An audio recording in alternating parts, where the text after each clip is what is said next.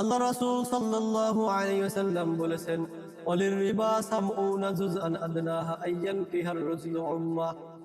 আমরা সুদের ব্যাপারে কথা বলতে চাই। সুদের একটা টাকার ভিতরে কমপক্ষে 70টা গুনাহ আছে, 40 থেকে 70টা গুনাহ।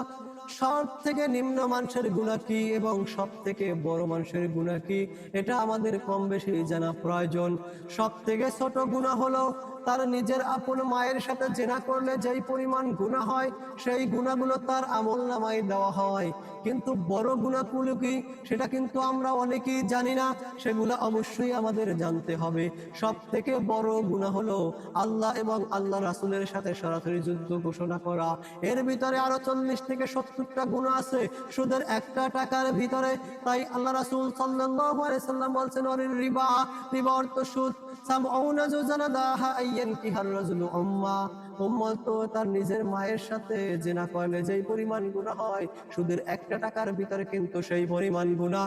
তাই আমরা যারা সুদ খেতেছি, যারা সুদের সাথে জড়িত আছি, অবশ্যই সেখান থেকে আমাদের বেরিয়ে আসতে হবে। আর যদি আমরা সেখান থেকে বেরিয়ে আসতে না পারি, তাহলে আমাদের নামাজ, রোজা, হজ, যাকাত কিছুই আল্লাহ পাক রব্বুল আলামিনের দরবারে কবুল হবে না। মৃত্যুর পরে বিনা হিসাবে আমাদের কিন্তু জাহান্নামে যেতে হবে। তাই এখন থেকেও যুবক ভাই, আমাদের সেখান থেকে ফিরে আসতে হবে।